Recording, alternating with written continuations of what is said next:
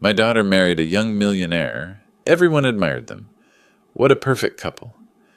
At the wedding, during our dance, she quietly slipped an envelope into my pocket and whispered, "Dad, please help me." Before we continue, please subscribe to the channel and let us know where you're listening in the comments. The fork paused halfway to Michael Bradford's mouth. My future son-in-law was staring at my living room wall again, his eyes tracking to the corner where I kept my desk. "You know, James," he said, setting down the fork with theatrical precision, "with your retirement savings just sitting in some bank account earning nothing, I could show you real opportunities. My fintech connections could triple your returns." My daughter Amanda, sitting beside him at my dining table, shifted uncomfortably. Her hand found her water glass.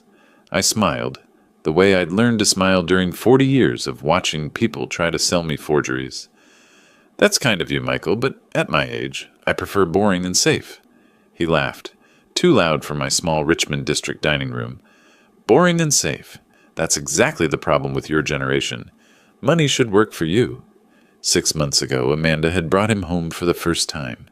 I remembered standing in this same doorway, watching him park his Tesla with unnecessary drama, the chrome gleaming like a promise. He'd gripped my hand with the enthusiasm of a politician, his watch catching the light. Expensive brand, no scratches, fresh from the store. While Amanda made coffee, I'd watched him survey my house the way auction appraisers examine estate sales, cataloging and calculating. "Successful fintech entrepreneur," Amanda had whispered to me in the kitchen, her eyes bright with hope. "He has an office in the financial district." I'd nodded, noting how his designer suit hung too perfectly, no wear at the cuffs. New money trying to look like old money, except Michael Bradford had neither. Now, 2 weeks before their wedding, he was leaning back in my chair like he already owned it. "I'm serious, James. You could be making real money instead of consulting for whatever you charge. What is it, like $50 an hour?" Amanda's face flushed. "Michael, I'm just saying your dad's worked hard his whole life. He deserves better returns." I stood collecting plates with deliberate calm. "Anyone want more wine?" Michael excused himself to the bathroom. I watched his reflection in the dark window as he paused by my desk, his phone out, angling for a shot of the papers I'd deliberately left visible. Bank statements for my checking account, the one that showed a comfortable but unimpressive balance. He didn't photograph the shelf above, where my stamp album sat dismissed as an old man's hobby. When he returned, Amanda was helping me in the kitchen. Through the partially open door, I heard him on his phone.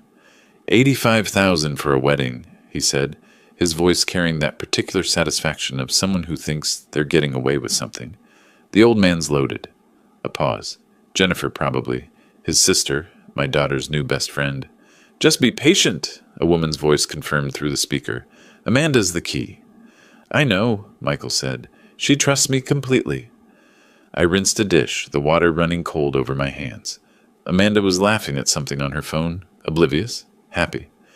I'd spent $85,000 on their wedding at Meadowood Napa Valley Resort because she'd looked at the venue photos with such joy.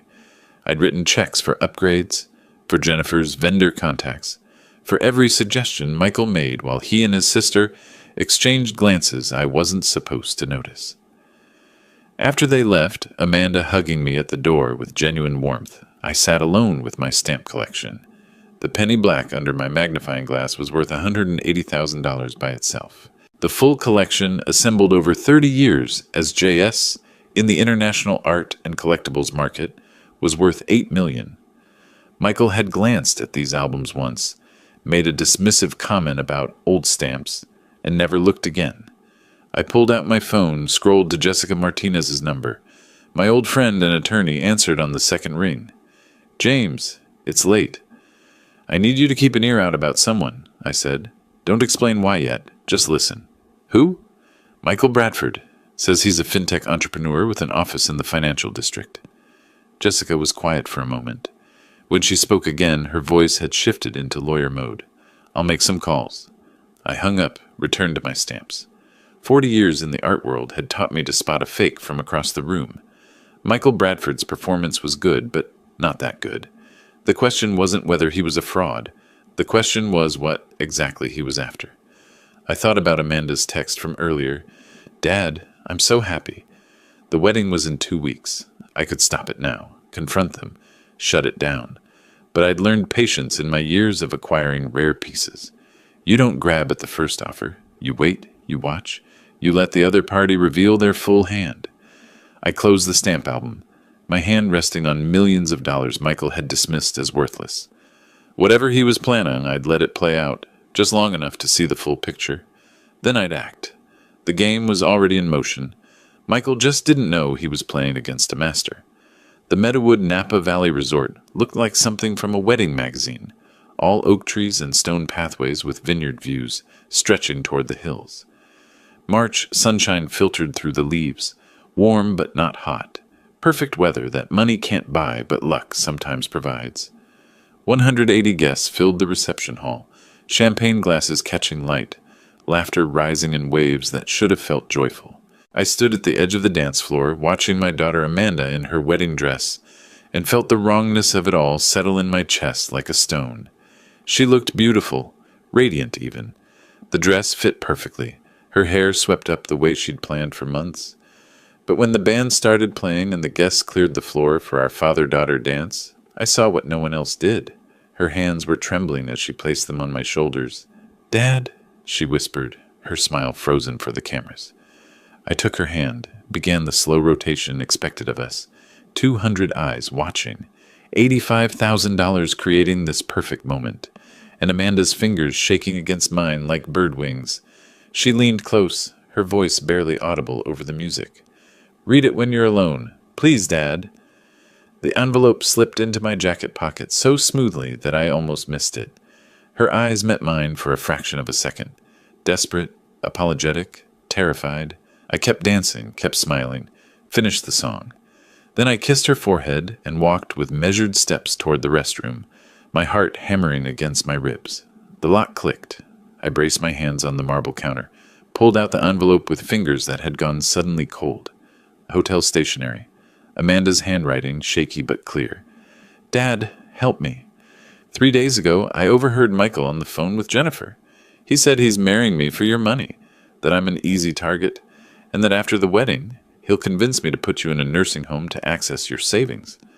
I didn't know what to do. Everything's paid for, everyone's here. Please stop this." I read it twice. In the mirror, my reflection changed.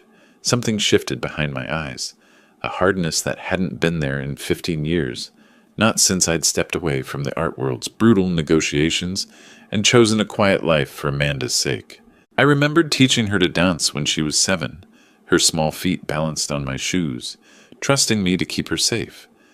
That trust had never wavered, not when her mother left, not through all the years of modest living while I hid what I really had, not even now when she could have run, could have canceled everything herself. She'd trusted me to protect her. One more time. I folded the note with precise movements, tucked it back in my pocket, straightened my tie. When I opened the bathroom door, I was someone different, someone Michael Bradford should have researched more carefully. The reception hall buzzed with conversation and clinking glasses. I found Michael at the bar, surrounded by 3 friends in rental tuxedos, all of them laughing at something he'd just said. "Old man's money well spent, right?" Michael's voice carried over the crowd. "At least the free booze is top shelf." His friends laughed. One of them clapped him on the shoulder. "You're terrible, Bradford."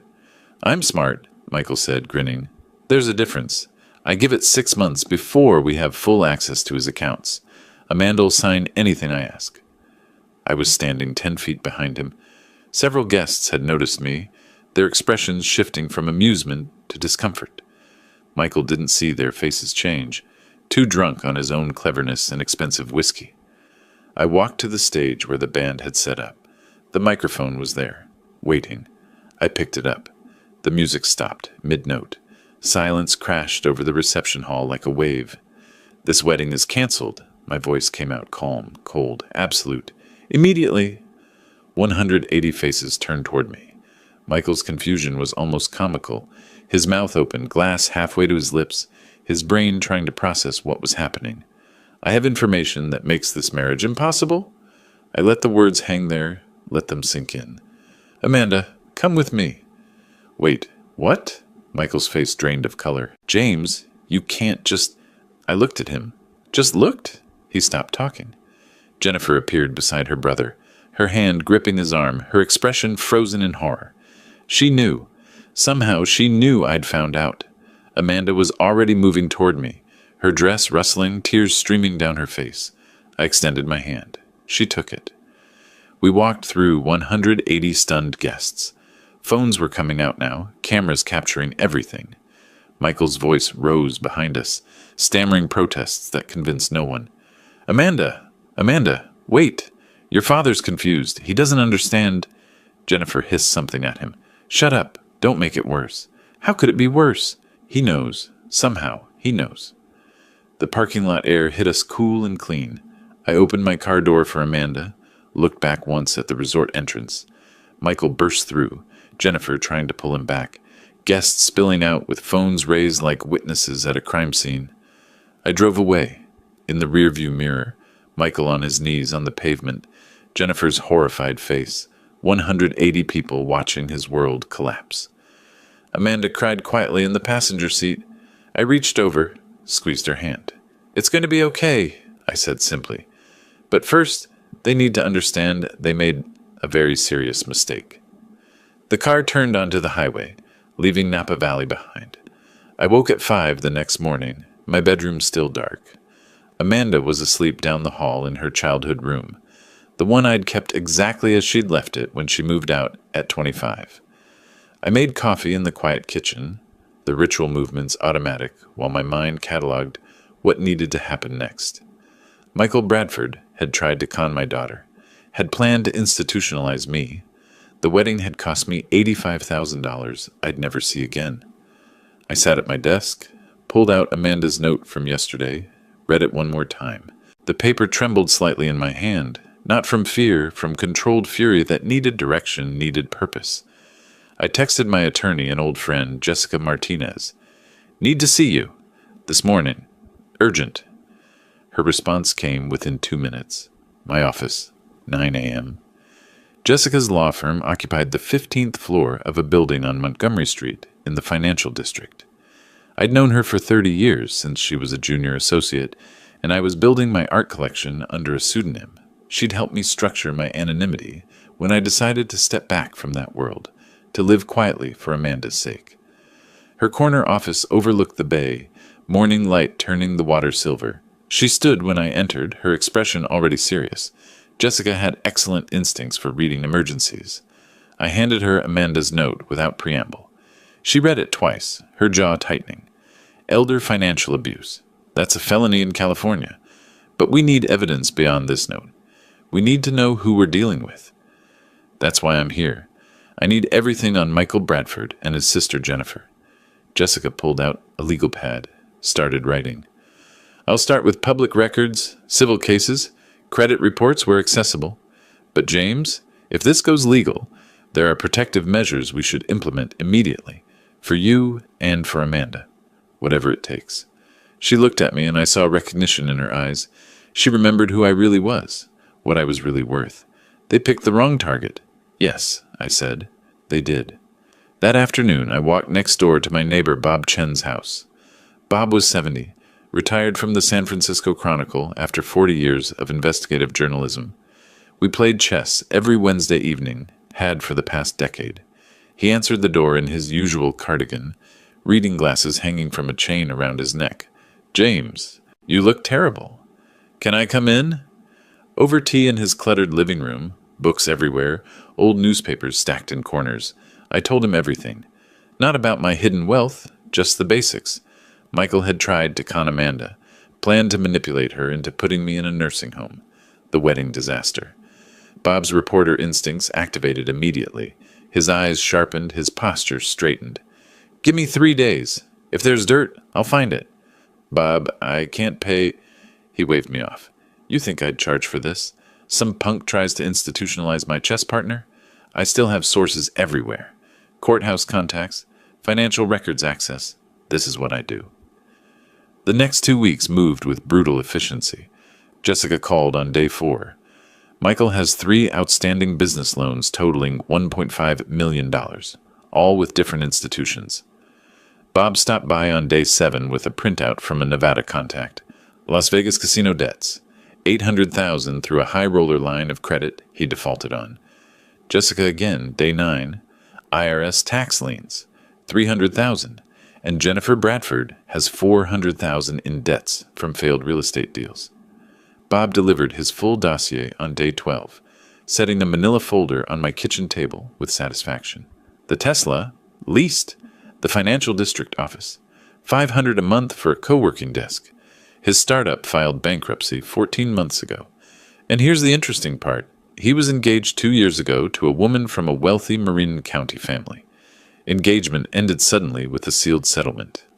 I opened the folder, studied the documentation, tax records, business filings, court documents, credit reports obtained through Bob's various legitimate channels. Michael Bradford's entire fraudulent life laid bare in 50 pages. There's a pattern, I said quietly. Oh yeah, this isn't his first rodeo. You want me to push deeper? Not yet. Let me think about how to use this. By mid-April, I sat in my home office with evidence folders spread across my desk. Jessica visited that evening with legal strategies, restraining orders, fraud documentation, protective measures for my assets. Bob had brought me contact information for his old colleagues, still working at Bay Area newspapers, people who specialized in business fraud stories. I studied Michael's photo from a Facebook printout Bob had included. Young, handsome, confident smile. The smile of someone who thought he was cleverer than everyone around him. You thought I was just an old man with some savings, I said to the photo. Big mistake. Amanda appeared in the doorway with tea. Dad? You've been in here for hours. I closed the folders. Just some paperwork. She set the cup beside me, hesitated. Are you okay? You've been so quiet. I'm gathering information. When you move against someone, you need to know everything. Move against? What are you planning? I looked at my daughter, 33 years old, a school teacher, kind and trusting and hurt by someone who'd used those qualities against her. Justice, I said simply. He tried to use you, tried to cage me. That requires consequences, but first, I need the full picture. She nodded slowly, kissed the top of my head, left me to my work. I opened my laptop, pulled up an email I'd drafted earlier. Richard Preston, VP at Wells Fargo, someone I'd helped years ago authenticate a disputed Rothko for the bank's art holdings. Time to cash in that favor. I typed carefully. Richard, hope you're well. Wondering if you might review some concerning information about potentially fraudulent loan documentation. I attached a file Bob had prepared. Just facts. No accusations. Sent it. My phone buzzed. Michael's number, another attempt to call Amanda. I watched it ring through to voicemail. Let him wonder, let him worry. The trap was set. Tomorrow, the first piece would fall. 4 days into our investigation period, my doorbell rang at 10 in the morning. I checked the camera feed on my phone. Michael Bradford stood on my porch with grocery store flowers, the cheap kind wrapped in cellophane, not the expensive arrangements he'd brought when he was courting Amanda. I opened the door but didn't invite him in. James, his smile looked rehearsed, I think there's been a terrible misunderstanding. Whatever you heard, whatever Amanda said, we can work this out. I love your daughter. No misunderstanding, I said, my voice flat and cold. No workout. No second chances. Don't come back. I closed the door. Through the window, I watched him stand there for a full minute, his face cycling through confusion, anger, calculation. He was sweating despite the cool morning. His clothes looked cheaper, too, the designer labels replaced with department store brands. The pressure was already showing. April 15th arrived with perfect irony. Tax day fitting for a man with $300,000 in IRS liens.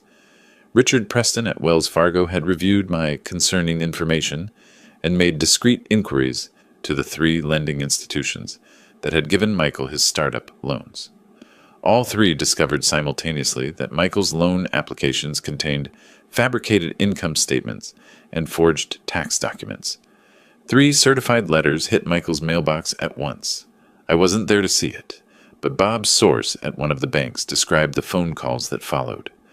Michael's voice rising from confusion to panic, demanding to speak with supervisors, insisting there must be mistakes. There were no mistakes.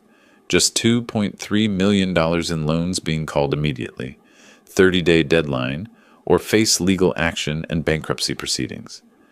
Michael called Jennifer from the bank's parking lot. Bob's contact heard him shouting into his phone through the glass doors. That evening, Jennifer showed up at my door. I didn't answer, just watched through the camera as she rang the bell repeatedly, finally leaving a handwritten note wedged in the doorframe. "We need to talk about Amanda's future. This is between adults." I tore it in half, threw it away. The next day, an anonymous tip reached Bob's old colleague at the SF Bay Observer's business section. Just information about concerning patterns in local startup financing and authorities reviewing potentially fraudulent loan applications in the fintech sector. Vague enough to be legal, specific enough that people in Michael's circle connected the dots. His scheduled meeting with a potential investor got canceled via text. His co-working space manager sent an email reviewing lease agreements due to member complaints. The Tesla leasing company sent a late payment notice. His automatic payment had bounced. Everything was closing in. I maintained my normal routine.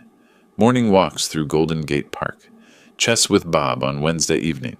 Cooking dinner for Amanda, who was slowly recovering her equilibrium. Bob dropped by on Saturday with updates, speaking quietly while Amanda was in the shower. "Your friend's startup office? They asked him to vacate. Too many complaints from other members about his business practices." "Word travels fast in small business communities," I said, "especially when someone makes sure it travels." Bob's eyes twinkled. "You want me to push harder?" "No. Let it develop naturally. Desperation makes people careless. He'll make mistakes." That evening, Amanda and I sat at the kitchen table with tea. She'd been quiet all day, staring at her phone occasionally, like she expected it to ring. "Michael came by last week, didn't he?" she asked. "The doorbell camera recorded something." "He did. I sent him away." "How do you feel about that?" She was quiet for a moment. "Relieved. Also sad. I really thought—" She shook her head. "But I heard what he said to Jennifer. I know what he planned."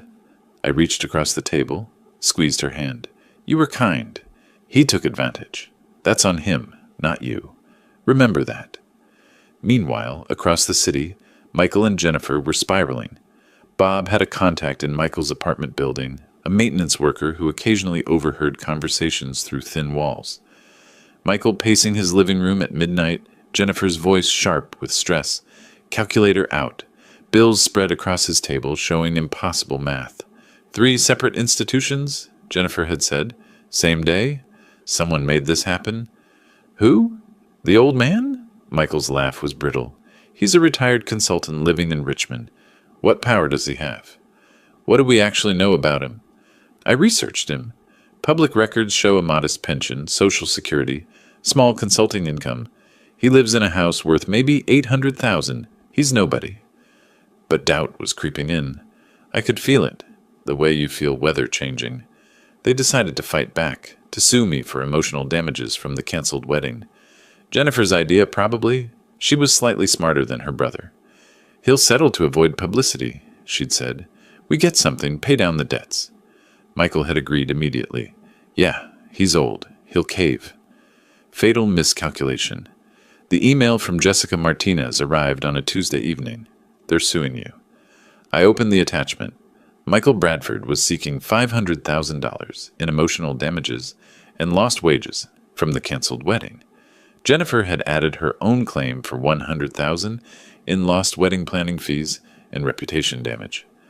I started laughing, actually laughing, a sound that felt strange after weeks of controlled tension.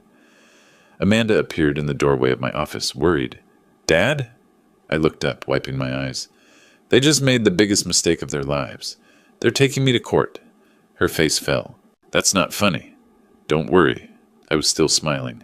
They brought a knife to a gunfight, and they don't even know I'm armed. I forwarded the lawsuit to Jessica with one line. Time to show them who they're dealing with. Her response came immediately. Finally, I've been waiting for this.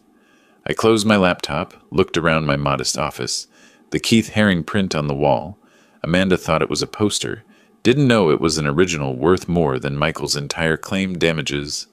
My stamp collection and albums on the shelf, 8 million in philatelic rarities, disguised as an old man's hobby. Tomorrow, The real fight would begin, and Michael Bradford had absolutely no idea what was coming. Amanda had been living with me for nearly a month. She moved through my house like a ghost, quiet and withdrawn, processing everything that had happened. I gave her space, cooked meals she barely touched, and waited. One evening she sat across from me at the dining table. The sun was setting through the Richmond district fog, casting everything in gray-blue light. "Dad," she said quietly, "do you want to know exactly what I heard? The full conversation?" I set down my tea. "Only if you're ready to tell me." She nodded, her hands wrapped around her own cup like she was cold. "I need to say it out loud. I need you to understand why I couldn't go through with it." "I'm listening." She took a breath. 3 days before the wedding, I was at Michael's apartment. We were finalizing last-minute details. Seating charts, timeline stuff. I went to shower. Her voice dropped. Michael thought I couldn't hear him. He was on speakerphone with Jennifer. I heard everything through the bathroom door.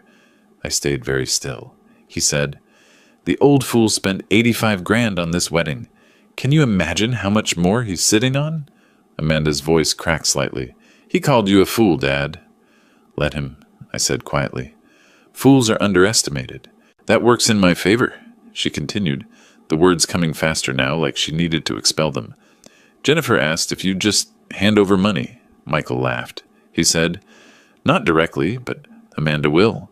After the wedding, I convince her that Daddy's getting too old to live alone. Memory issues, safety concerns, you know the script. Nursing home, full financial guardianship through Amanda.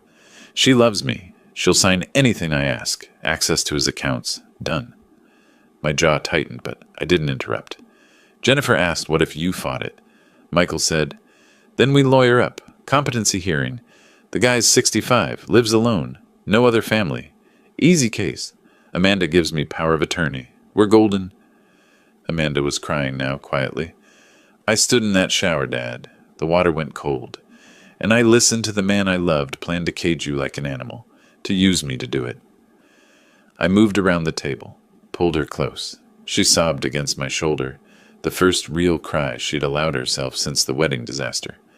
"The next 3 days were the worst of my life," she whispered when she could speak. "I couldn't tell anyone. Everything was paid for. Everyone was coming. You were so happy for me.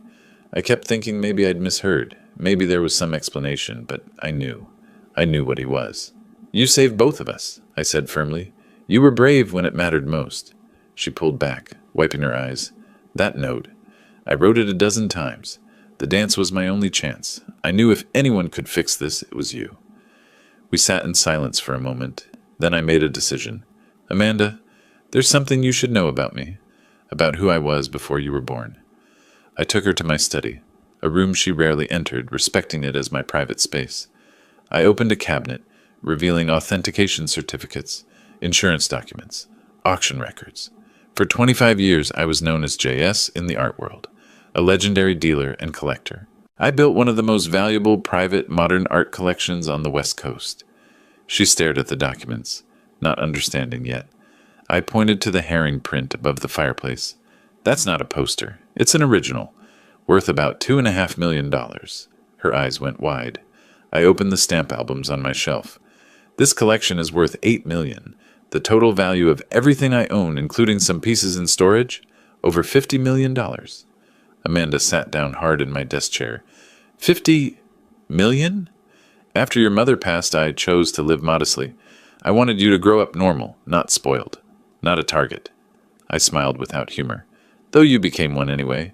She started laughing, a slightly hysterical sound mixed with tears. "He was going to steal from you. He thought you had maybe $500,000 saved, and you actually have considerably more. Yes. He has no idea who he's actually dealing with." "Not yet," I said, "but he will. When the time is right, everyone will know." She looked at me with new eyes, seeing not just her father, but someone else entirely, someone capable of things she'd never imagined. "What are you going to do?" I thought about Michael Bradford's voice on that recording, planning to lock me away, planning to use my daughter's love as a weapon. What I should have done the moment I suspected something was wrong. I'm going to make sure he never tries this with anyone else's family, and I'm going to teach both of them that wisdom beats youth every single time. "How can I help?" I smiled. Document everything. If he contacts you, record it if legal, or write down exactly what was said. I already started. After the wedding, he called 5 times before I blocked him. I saved the voicemails. The texts, too. Smart? That's exactly what we need. You're stronger than you think, sweetheart. She hugged me again, this time not crying, but fierce. Dad, I'm sorry. I brought him into our lives. Stop. You fell in love with who he pretended to be. He's a professional con artist. That's not your fault. But what if he tries again? With someone else? I held her at arm's length, looked her in the eye. He won't. By the time I'm done, Michael Bradford won't be able to con a fortune cookie. I promise you that. Later that night, after Amanda had gone to bed, emotionally exhausted but also relieved, I sat alone in my study. My phone showed Michael's blocked texts to Amanda, each one more desperate than the last. The final one sent that morning. Amanda, please, I need to talk to you. Your father has no idea what he's started. I have rights too. My phone buzzed. Email from Jessica Martinez, sent late. Heads up, they filed against you today. Lawsuit for $500K emotional damages. Jennifer added $100K. Documents attached. This is actually perfect for us. I opened the attachments, read through Michael's legal complaint. Emotional language about traumatic public humiliation, broken promises, elderly man's irrational behavior. I read it twice, then started to laugh. A real laugh, genuine and dark. Michael thought threatening legal action would scare an old man into settling. Thought $500,000 would make me go away quietly. He had no idea he'd just handed me the perfect weapon. I forwarded the documents to Bob. You're going to enjoy this. Then I texted Jessica. Let's destroy them. I sat in a room worth tens of millions and thought about a con artist who'd tried to cage a lion. Tomorrow, the real game would begin. The process server arrived during breakfast. Official documents, thick envelope, Superior Court of California seal. Michael Bradford versus James Smith. Claim $500,000 for intentional infliction of emotional distress. Breach of promise. Public humiliation. Jennifer Bradford's addendum. $100,000 for lost wedding planning fees and professional damages. Amanda watched nervously as I read through the complaint. I was calm. Too calm. I called Jessica. They sued me. Her voice was gleeful. I know. I already have the documents. Can you come to my office in an hour? We're going to have some fun. At Morrison & Associates, Jessica's conference room overlooked the financial district, glass and steel towers stretching toward the bay. She spread Michael's lawsuit across the polished table. This is the best gift they could have given us. Her eyes gleamed with professional satisfaction. By filing suit, they opened the door for discovery. We get to subpoena everything. Bank records, communications, past relationships, and we counter with elder financial abuse charges. That's a felony in California. How fast can you move? I already filed for an emergency restraining order this morning. Hearings this afternoon. Judge is going to love this. She pulled out Amanda's recording transcript, the evidence Bob had compiled. Documentation of Michael's debts. We're countersuing for $5 million, Jessica said. And yes, I'm serious. That seems California Welfare and Institutions Code 14610. 30. Elder financial abuse. Targeting someone 65 or older. Penalties include criminal charges, civil damages up to 3 times actual harm, plus attorney fees. You're 65. He planned to institutionalize you for your money. We have it on recording. $5 million is conservative. By 3 that afternoon, we stood in Superior Court. Michael and Jennifer appeared with an attorney who looked like he'd taken the case that morning. Cheap suit, disorganized papers, the unmistakable air of someone realizing he was outmatched. The judge reviewed Jessica's emergency filing, Amanda's note, the recorded conversation transcript, evidence of Michael's debts, fraudulent loan applications, the pattern with his previous ex-fiancée. Michael's attorney tried to argue this was a private family dispute.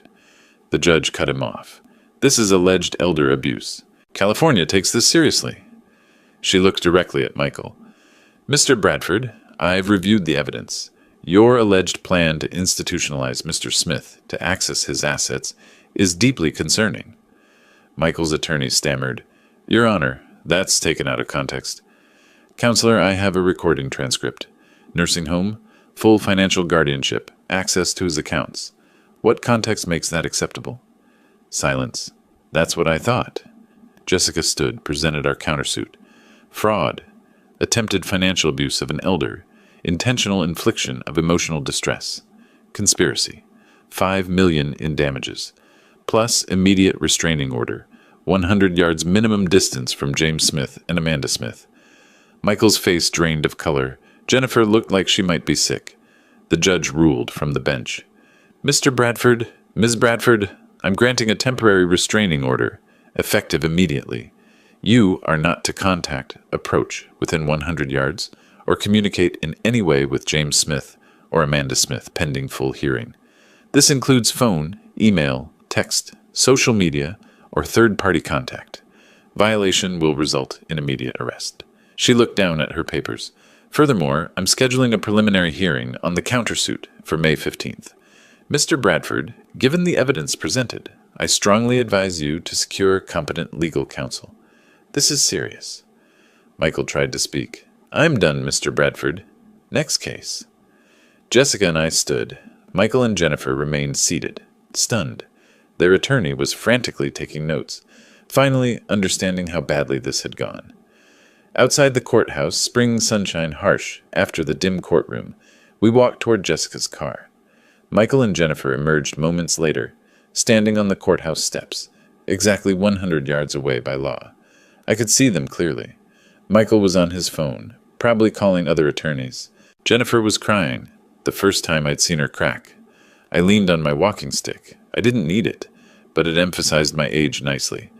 Then I turned, looked directly at them across the plaza, made eye contact with Michael, raised one hand in a small, cold wave, then smiled. Michael saw it. Our eyes met across the distance. In that moment, something shifted in his expression. Recognition. Fear. The beginning of understanding that he wasn't fighting a scared old man, but someone who'd planned for this, who'd wanted this. I turned away, said something quiet to Jessica. She laughed. We walked to her car. Behind us, Michael and Jennifer stood frozen on the courthouse steps, beginning to understand they were in a fight they couldn't win. In the car, Jessica was already planning. May 15th, 10 days. They need to find a real attorney, which costs money they don't have. Meanwhile, the restraining order keeps them away from you and Amanda, and I'm sending everything to the district attorney tomorrow. Will they fight or fold? Michael's ego says fight. His empty bank account says fold. Either way, we win. That evening, Bob called. The courthouse filing is public. I have friends at the Chronicle who might be interested in a story about elder financial abuse attempts. Want me to plant seeds? Not yet. Let Michael make the next mistake first. He will. Desperation guarantees it. After hanging up, I sat with my stamp collection, examined a rare Victorian-era stamp worth $150,000 through my magnifying glass. Steady hands, clear mind. Michael and Jennifer were beginning to realize they'd picked a fight with someone who had patience, resources, and nothing to lose. The restraining order meant they couldn't get close. The countersuit meant they were bleeding money they didn't have. The court date on May 15th meant they had 10 days to figure out an impossible situation. I placed the stamp carefully in its protective case. I'd built this collection over decades through patience and precision. Taking apart Michael Bradford's life would require the same skills. And I had plenty of time. Michael, on the other hand, had 10 days before everything collapsed. The clock was ticking, and I was watching every second. 3 days after the court hearing, Bob Chen's column appeared in the SF Bay Observer. The headline read, "Elder Financial Abuse, a Growing Threat in San Francisco." He didn't name Michael or Jennifer directly, but he described a recent case involving a 35-year-old entrepreneur who allegedly planned to institutionalize his fiance's 65-year-old father to access retirement savings. The details were specific: canceled wedding at Meadowood, court documents, restraining order. Anyone in their social circle would recognize the story. Within 48 hours, the article had been shared across local social media 700 times. Michael's remaining business contacts saw it. Jennifer's real estate clients saw it. The Whisper campaign became a roar. They're finished socially, Bob told me over chess that Wednesday. My sources say Jennifer's under investigation by the California Department of Real Estate. Michael got evicted from his co-working space. I moved my night, considering, what about the bankruptcy? Creditors filed for Chapter 7 proceedings the day after the May 15th deadline passed. Everything they have, which isn't much, gets liquidated. Bob captured my bishop. Tesla was repossessed last week. Michael had to Uber to his bankruptcy attorney consultation. Couldn't afford the retainer. The dominoes were falling exactly as I'd planned. 2 weeks later, I stood in the DeYoung Museum in Golden Gate Park, surrounded by San Francisco society at its finest. The charity auction for the Elder Financial Protection Fund had drawn tech executives, old money families, philanthropists who shaped the city's cultural landscape. I'd helped organize it through my art world connections, still not revealing I was JS, just a concerned donor who'd learned about this issue recently. My contribution, an early Banksy print, authenticated, valued at $800,000. Amanda stood beside me, elegant in a simple black dress. She'd been healing over the past weeks, growing stronger. Tonight, she held her head high. "Dad," she whispered, "half the people here are staring at us." Let them. We're supporting an important cause. During the speeches, a speaker told a story remarkably similar to mine. A man in his 30s who'd planned to institutionalize his girlfriend's father to steal retirement savings. No names given, but people in the room connected the dots. I'd arranged it through the organizers. I saw the looks, the knowing glances, the whispered conversations. Michael and Jennifer weren't here, of course, but they'd see the social media posts tomorrow, the photos of the glittering crowd, the Banksy piece, the people discussing elder abuse with pointed implications. "That Banksy you donated," Amanda said later, examining the auction catalog, "that was worth $800,000? According to the estimate. Michael thought you had maybe $500,000 total. You just gave away more than that." I smiled. It went to a good cause. And it made a point. The next morning, Jessica called with updates. Michael and Jennifer both filed bankruptcy separately. Smart move on Jennifer's part. She's trying to distance herself from him legally. What about our countersuit? Bankruptcy court takes precedence, but our judgment stands. They'll never be able to pay it, but it follows them forever. Credit destroyed, employment impacted. They'll feel this for years. I'm not trying to collect money from them. I'm trying to make sure they never do this again. Mission accomplished. No bank will touch them. No legitimate employer will hire them for any position of trust. Bob's sources reported their deterioration in detail. Michael and Jennifer had moved in together temporarily. Both broke, both unemployed, sharing his studio apartment. The arrangement lasted 2 weeks before it exploded. "They're screaming at each other nightly," Bob told me. "My contact in the building says the neighbor filed a noise complaint." I don't take pleasure in their suffering. You shouldn't. But you should know. Jennifer moved out yesterday, crashed with a friend in the sunset. The partnership is over. They're blaming each other. Predictable. Shared guilt destroys relationships. They couldn't face what they'd done together. Then Michael's letter arrived. Amanda brought it to me, her expression uncertain. It came through Sarah, my friend from teaching. He asked her to give it to me. He's not supposed to contact me directly because of the restraining order. I read it. Emotional, well-written, manipulative. Michael claimed Jennifer had pushed him into everything, said his feelings for Amanda were real, begged for one meeting to explain. Amanda watched my face. I'm thinking about meeting him, just to give him closure. Every protective instinct screamed no. Absolutely not. It was dangerous. He'd manipulate her. But I remembered Jessica's advice from weeks ago. You can't shield her forever. She needs to make this choice and see who he really is. I made a difficult decision. You're an adult. This is your choice. But if you meet him, it's in a public place during daylight, and I'll be close by. She nodded slowly. Blue Bottle on Hayes Street, Saturday afternoon. I called Bob. I need you at the cafe. Discreet. Recording device for safety. Already planning it. To Jessica. The restraining order, if Amanda initiates contact, that's legal. Yes. But if he becomes threatening, it's grounds for arrest. I'll have SFPD aware of the situation. Saturday arrived. I positioned myself across from Blue Bottle in my car where Amanda could see me through the window. Bob sat inside at a corner table with a newspaper and discreet recording equipment. We'd arranged a signal. If Amanda placed her coffee cup at the edge of the table, I'd enter immediately. Through the cafe window, I watched Michael arrive first. He looked terrible. Unshaven, worn clothes, hollow-eyed. When Amanda walked in, he stood with what appeared to be genuine tears. I couldn't hear the conversation. Could only watch body language. Wait. Trust my daughter's strength. 15 minutes passed. 20. Then Amanda stood abruptly, placed her cup at the table's edge. I was out of the car and crossing the street before she reached the door. She walked straight to me, her expression clear and resolved. Not crying, not shaken, clear-eyed.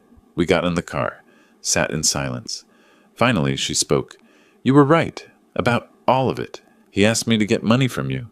Even now, broke and desperate, it was about money. I took her hand. I'm sorry you had to see it. I'm not sorry.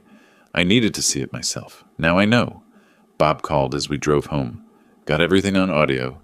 He violated the restraining order spirit by trying to use her to reach you, and he admitted hearing rumors about your wealth.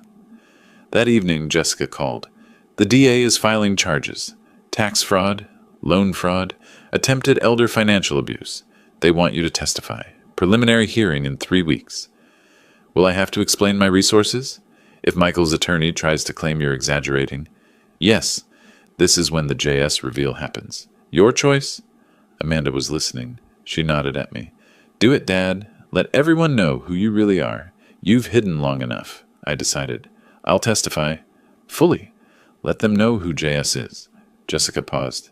It'll make news. Your art world reputation will go public. Good. Maybe another young con artist will think twice before targeting someone they assume is weak because of age. After the call, I sat in my study surrounded by my hidden treasures. Basquiat, Haring, Banksy, rare stamps worth millions. For 15 years, I'd hidden this to protect Amanda. Now, revealing it would protect others. The testimony would be my final move, not from shadows, but in full light. Amanda arrived at Blue Bottle Cafe on Hayes Street at 2 p.m. Michael was already there, transformed from the polished entrepreneur who'd once courted her. Unshaven, clothes that hung loose on his frame, dark circles carved beneath his eyes like bruises. He stood when she entered. Tears, real or performed, filled his eyes. Amanda, thank you for giving me this chance. She sat, her posture guarded.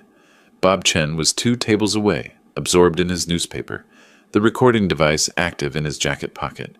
Through the window, she could see her father's car parked across the street, exactly where he'd promised. Michael launched into his prepared speech. I've had time to think, what I did, what I became. His voice cracked authentically. Jennifer, she pushed so hard. She's always been about money, status. I got caught up in her plans. But my feelings for you were real. Are real. He reached for her hand across the table. She didn't pull away immediately, but didn't return the gesture either. Michael, I heard what you said to Jennifer. The nursing home plan. Using me to control my father. How do you explain that? He'd rehearsed this answer. I was performing for her. She was pressuring me. Said if I didn't have a concrete plan, she'd back out of helping with wedding expenses. I said what she wanted to hear. I never meant it. Almost convincing. Amanda's expression softened slightly. The note I gave my father, that was the hardest thing I've ever done. I loved you. And I love you. Michael leaned forward, intensity replacing tears. We can start over. Maybe not here, not in San Francisco, but somewhere. I'll rebuild my life. I'll prove to you. Then he made the mistake. Your father. He's not what he seems, is he? I've heard things. Rumors about money, art, collections. Is it true? His eyes sharpened despite the performance of contrition. Because if it is, Amanda, if you just talk to him, explain that I've changed, that I need help getting back on my feet. It wouldn't be for me. It would be for us, for our future. The moment crystallized for Amanda with perfect clarity.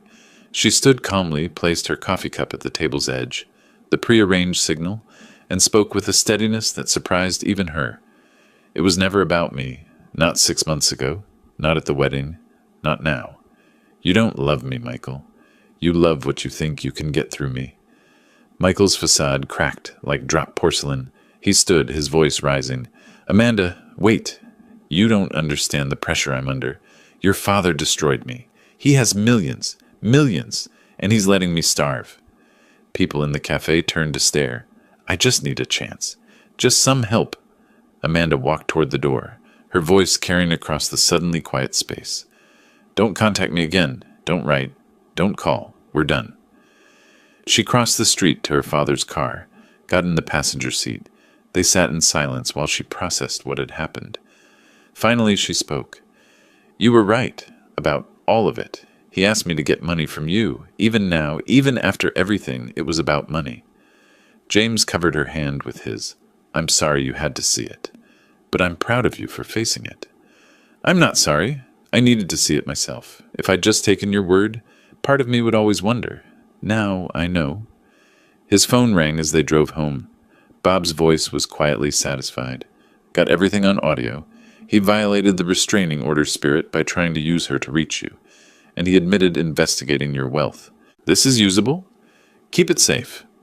After Amanda left the cafe, Michael returned to his studio apartment, rage and humiliation burning through the careful performance he'd constructed. He called Jennifer.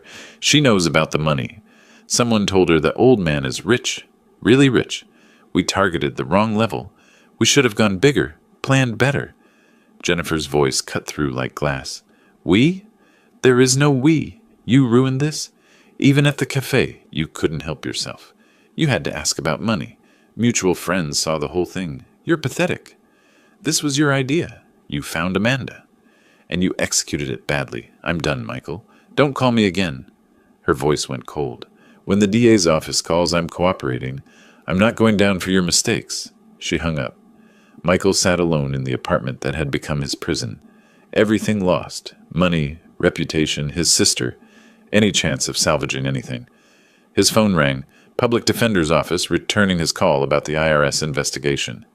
Mr. Bradford, I've reviewed your case. The evidence of fraudulent loan applications is substantial. Tax evasion charges are likely. You're looking at potential jail time.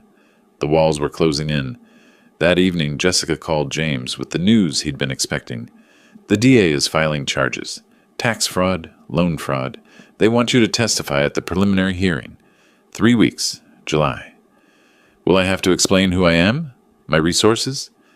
If Michael's attorney tries to claim you're just a vindictive old man exaggerating the threat?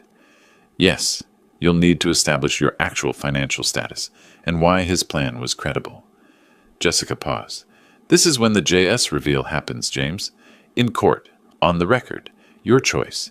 Do it, or I can try to keep it sealed. James looked at Amanda, who'd been listening. She nodded firmly. Do it, Dad. Let everyone know who you really are. You've hidden long enough. Michael thought you were nobody. Show him. Show everyone the truth. James made his decision. I'll testify. Fully. Let them know who JS is. I'm done hiding. It'll make news, Jessica warned. Chronicle will cover the hearing. Your art world reputation will go public. Good. Maybe it'll help someone else. Maybe another young con artist will think twice before targeting someone they assume is weak because of age. After the call, James sat in his study, surrounded by the collection he'd built over decades. Basquiat on one wall, Haring above the fireplace, rare stamps and protective albums, each one a treasure he'd hunted and acquired with patience and precision. For 15 years, he'd hidden this world to give Amanda a normal childhood. Now, revealing it would serve a greater purpose, protection for others, a warning to predators who saw age as weakness. The testimony would be his final move, not from the shadows where he'd operated as JS for so many years, but in full light, claiming his identity and his power. Michael Bradford had tried to cage a lion, thinking he'd found a helpless old man. In 3 weeks, in a courtroom, James would show him exactly what kind of predator he'd awakened. The game was almost over, and James held all the pieces. The bankruptcy hearing was routine until Michael saw me in the gallery. He was sitting at the defendant's table while the trustee reviewed his Chapter 7 filing. $2.3 million in debts, assets, a laptop, some clothes, nothing of value. The fraudulent loan applications were being examined when Michael noticed me sitting 3 rows back. He stood suddenly, his chair scraping loud in the quiet courtroom. This is his fault, his voice cracked with desperation. That old man destroyed my life. He canceled my wedding, turned my fiancée against me, called my creditors, ruined my reputation, all because he's a bitter, lonely pensioner who couldn't stand to lose his daughter. The judge, a woman in her 50s with steel-gray hair, called for order. Jessica stood smoothly. Your Honor, Mr. Bradford is making serious allegations. Perhaps Mr. Smith should be allowed to respond and clarify his actual circumstances. The judge studied me. Mr. Smith, please approach the witness stand. I walked forward, was sworn in, took my seat. Michael glared at me from his table, breathing hard. Mr. Smith, the judge said, please explain your relationship to this case. I spoke calmly, deliberately. I'm James Smith. I'm 65 years old. I live in Richmond District, San Francisco. For the past 15 years, I've lived modestly to give my daughter a normal childhood. I paused. But Mr. Bradford is mistaken about who I am. Michael leaned forward. In the art world, I'm known as JS. For 25 years, I was one of the most active dealers in contemporary art on the West Coast. I built a private collection valued at over $50 million. The courtroom went silent. Michael's mouth fell open. I continued, my voice steady. Mr. Bradford targeted my daughter believing I was a vulnerable pensioner with modest savings. He planned to institutionalize me to access what he thought was maybe $500,000. I looked directly at him. He had no idea. My collection includes works by Basquiat, Haring, early Banksy pieces. My philatelic collection alone is worth $8 million. The painting Mr. Bradford walked past in my living room every time he visited? An authenticated Keith Haring worth $2.5 million. He thought it was a poster. Jessica approached with a folder. Your Honor, documentation.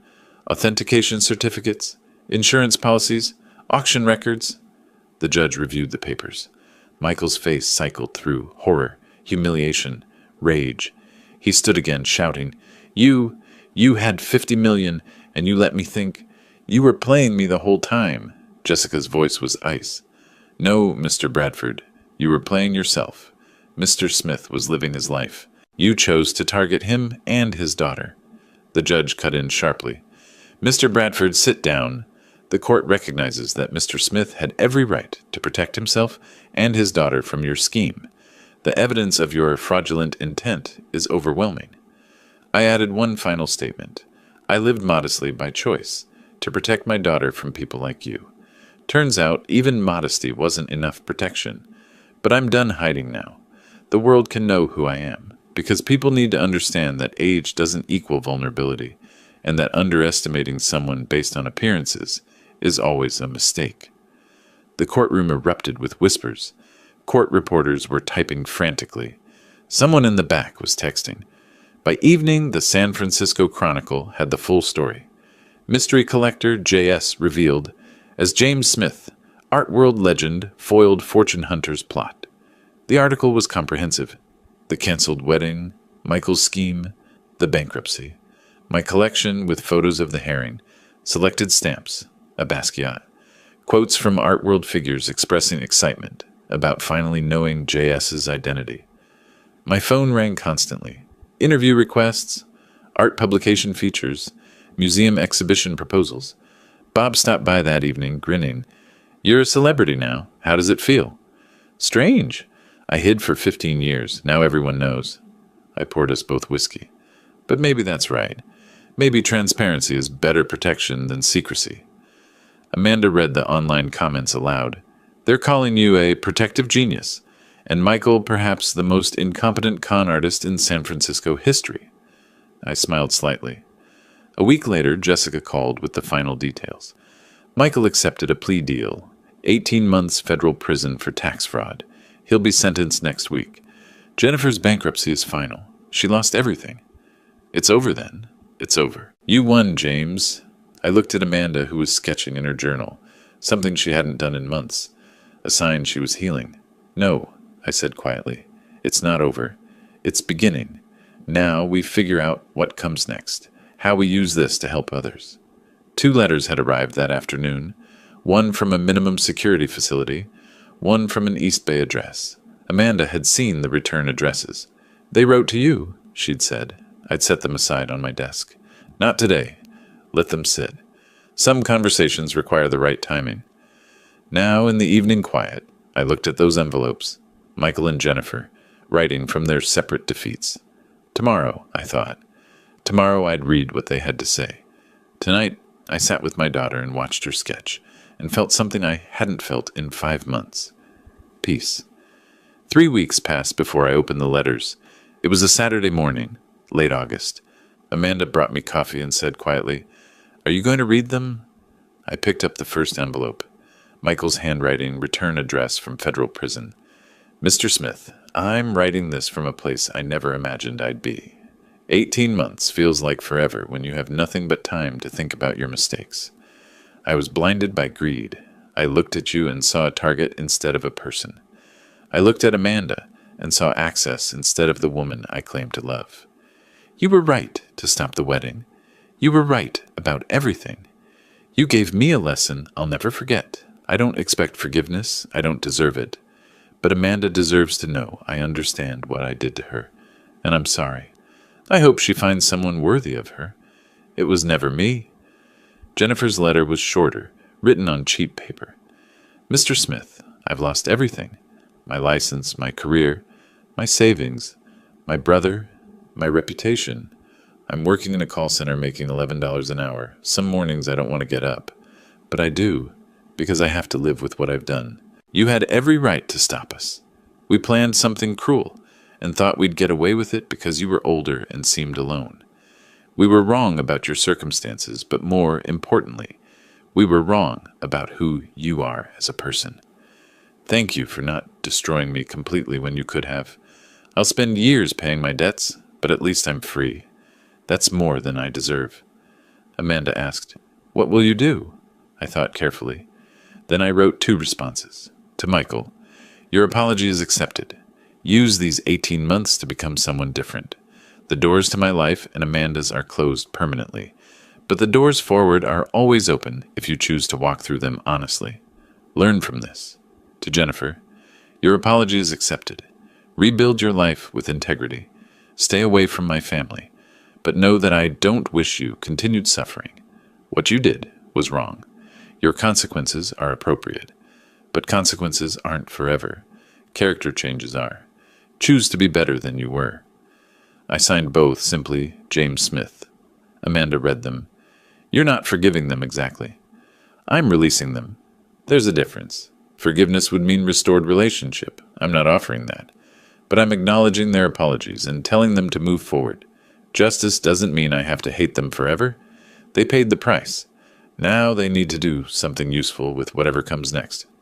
That evening we attended the charity exhibition at the De Young Museum.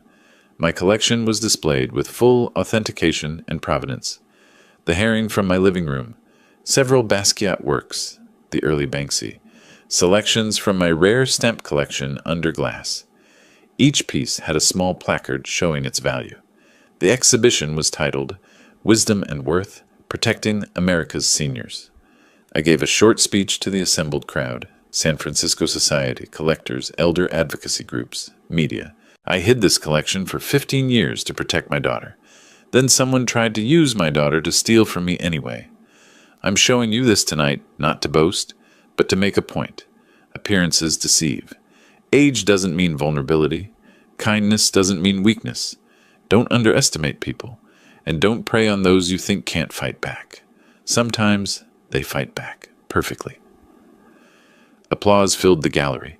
Later, I watched Amanda talking with Jacob, the young museum curator who'd helped organize the show. Early 30s, genuinely enthusiastic about art, asking intelligent questions about provenance and collecting philosophy. They'd been seeing each other for a few weeks. I'd noticed but said nothing, letting her make her own choices. He was explaining the significance of a Basquiat piece, and Amanda was smiling. Really smiling. Not the forced smile she'd worn with Michael. Bob approached, following my gaze. "That's the curator, right? He seems better than the last one." "Substantially better. He hasn't asked about my net worth once." Bob laughed. "Low bar, but fair." Jessica joined us. "So JS, now that you're public, what's next?" "I'm thinking about making this fund permanent. Maybe establishing a foundation, using the collection to teach people about protecting themselves.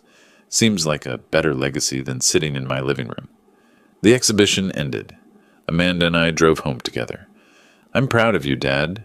You could have just called the police. Instead, you taught them a lesson they'll never forget, protected other people from them, and turned it all into something positive. I had resources they didn't expect. Not everyone does. That's why the fund matters, helping people who don't have $50 million to protect themselves. At home, I returned to my study, pulled out a new acquisition, a penny black 1840 stamp I'd purchased at auction for $300,000. I examined it through my magnifying glass, the detail incredible even after 185 years. I thought about the past 5 months, the canceled wedding, the investigation, the legal battles, the JS reveal, the victory. But mostly I thought about Amanda. Safe, healing, learning to trust again but more carefully. The stamp went into its protective sleeve. The album closed. Life continues. I'm no longer hiding. The people who tried to use me are living with the consequences of underestimating wisdom, experience, and a father's love. The best revenge, I realized, wasn't destroying them. It was living well, openly, and making sure they could never do it again. That's justice. That's enough. Through the window, San Francisco lights twinkled in the dusk. Somewhere in that city, Michael sat in prison learning hard lessons. Jennifer worked late at a call center. They were living with consequences, but they were living. That's grace. The album on the shelf contained millions in stamps. The walls held millions in art. But the real treasure was in the next room. My daughter, safe and happy and wise now. That's the victory that matters. I turned off the study light and walked toward the sound of Amanda's laughter. If you liked this story, please like this video, subscribe to the channel, and share your impressions of this story in the comments. To listen to the next story, click on the box on the left. Thank you for watching.